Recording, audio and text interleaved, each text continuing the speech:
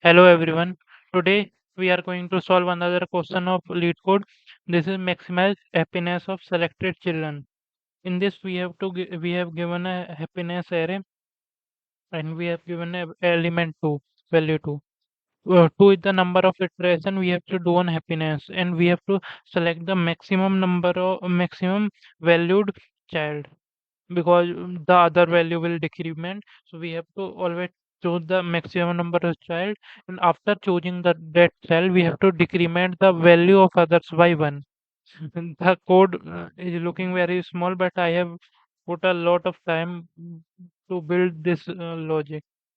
So suppose there is a happiness 1 to 3 and we have to take two iteration. So firstly we will take 3 and then the 1 or 2 are decremented by 1, making them 0 and 1. The value can be negative, so the lowest will be 0. And then we have to take another, so the maximum will be 1. So we will take 1 and the sum will be 4.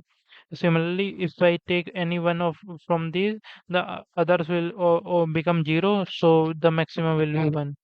If in case we have one iteration, we have to choose the maximum element 4 5, so that the maximum will be 5. So firstly, I have sorted the happiness in reverse order because the reverse is equal to true, make them in descending. I have a total return type and total equal to 0. For I in range of k, for range in k is the number of iteration we have. I am for each iteration total equal to max of focus here. This is the main part of the code. Max of h of I minus I equal to 0. If we have to choose the maximum element of hi, the happiness of I, then why are we subtracting it by I? The main problem of subtracting is, suppose we are choosing a 3. Okay, suppose we are choosing a 3, then we for next iteration we have to choose from 2 and 1 and 2. So there is one more way.